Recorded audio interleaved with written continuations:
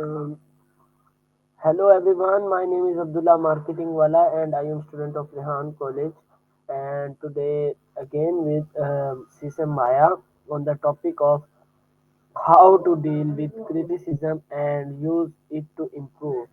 Thank you so much Maya for joining me today. Gotcha. Dealing with criticism, huh? That's a skill for sure. Thanks for having me back, Abdullah. So, Han College, is that a big change from Rehan? And you're jumping right in, which is Okay, cool. Maya, Where do you want my to first start with this question whole is criticism? what is criticism and why is it natural part of personal and professional life? Okay, good starting point. Basically, criticism is just someone else's evaluation of your work, your ideas, even you as a person. It can be anything from a quick good job to a full on dissection of everything you did wrong. Why is it natural? Well, people have opinions, right? Mm, and we all see things differently. Plus, growth, both personally and professionally, kind of depends on getting feedback. If no one ever pointed out where you could improve, you'd probably stay stuck. It's uncomfortable, sure, but Usually usually necessary. necessary. Yeah, Yeah, usually. usually. My next question is why do many people struggle to accept criticism? Whoa, hold up. Okay. That's a lot happening there. You were asking why people struggle to accept criticism, then switch gears pretty quickly to 30 years in voting.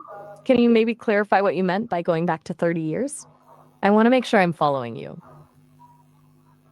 My question is why do many people struggle to accept criticism? Right. Sorry about that. My mistake for getting distracted. Okay, back to the original question. Why do people struggle to accept criticism? I think it hits a few nerves for when it feels personal, even when it isn't. Our brains are wired to see criticism as a threat, like we're being attacked. Then there's ego. Nobody likes to think they're wrong or not good enough. And a lot of it comes down to how we were raised, honestly. Some people just weren't taught how to handle feedback constructively. It's a whole mess of psychology, basically. Does that make sense? Okay, my next question is what is the difference between constructive Much what? criticism and Sorry, the criticism? transcription is cutting out a bit. Much, what is the question? Much of? My question is what is the difference between constructive criticism and negative Difference between. criticism? Okay, good distinction to make. Criticism and negativity aren't the same thing at all. Criticism, ideally, is specific and constructive. It points out areas for improvement. Can be tough to hear, but it's usually coming from a place of wanting to help. Negativity, on the other hand, is often just venting. It's general, doesn't offer solutions, and is usually motivated by frustration or just a bad mood. One aims to build, the other just tears down. Does that resonate? Okay, my next question is how can a person respond calmly and confidently to criticism? Response, namely, I'm a little lost on that one. Are you asking how a person can respond to criticism? Just want to be sure before I launch into an answer. My question is how can a person respond calmly and confidently to criticism? Okay, and confidently too. How can people and you specifically respond to criticism confidently? Okay, a few things. First, take a breath, seriously. Don't react immediately. Second, listen carefully. Really try to understand what the other person is saying, even if you disagree. Third, ask clarifying questions. Can you give me a specific example? Is your friend? And finally, remember that their opinion isn't necessarily the truth, it's just their perspective. It's okay to agree, disagree, or even just say, thanks for the feedback. I'll think about it. Does that feel doable?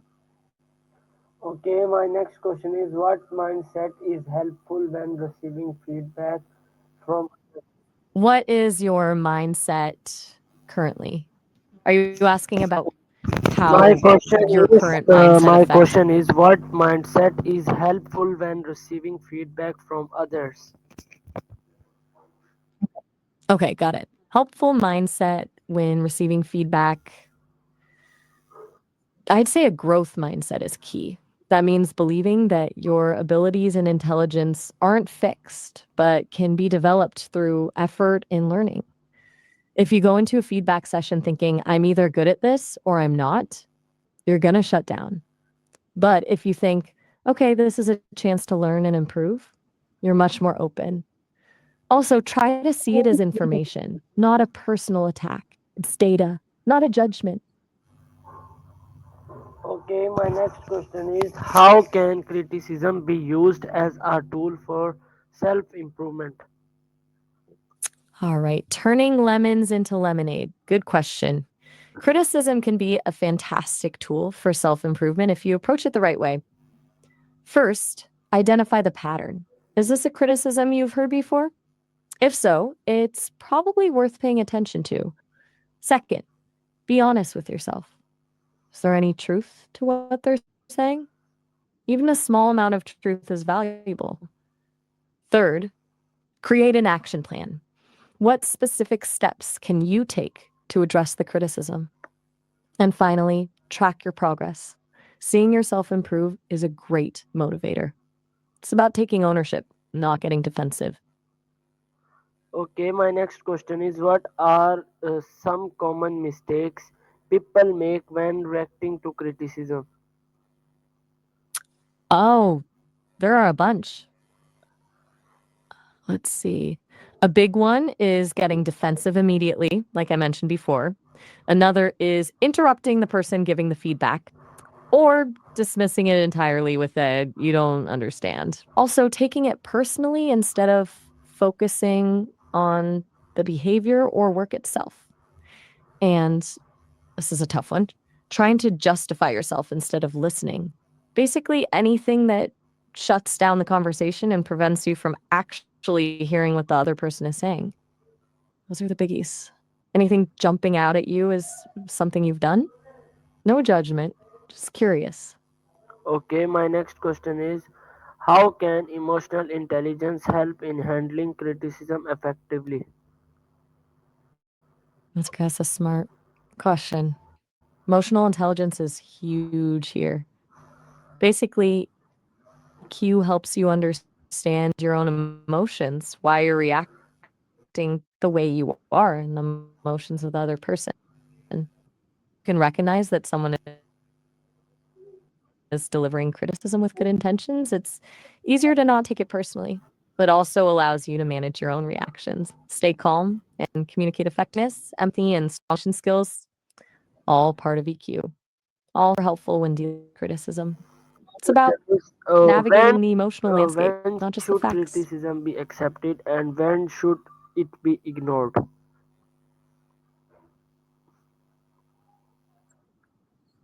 Good question. That's about discernment, right? You shouldn't accept criticism that's purely malicious or intended to tear you down. If it's delivered with hostility or disrespect or is based on false information, you can safely ignore it. But if it comes from a place of genuine care, even if it's delivered clumsily or is based on factual observations, it's worth considering. Trust your gut and ask yourself, is this person's opinion someone I value? Do they have my best interests at heart? That can help you decide. It's not about accepting everything, it's about filtering it.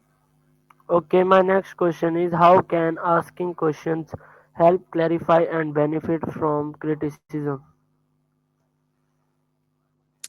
Asking questions is like a superpower when it comes to criticism, transforms it from an attack into a conversation. Specifically, it does a couple of things. First, it shows the other person you're actually listening and willing to understand their perspective. Second, it forces them to be more specific. Can you tell me more about that? Or what specifically did I do that led you to that conclusion? Those are gold. And finally, It gives you a chance to get to the root of the issue instead of just reacting to a vague statement. It turns feedback into a learning opportunity. Okay, thank you so much guys for watching this video, and today topic is how to deal with Hey, thank you so and much, guys. use it in Glad we could cover that.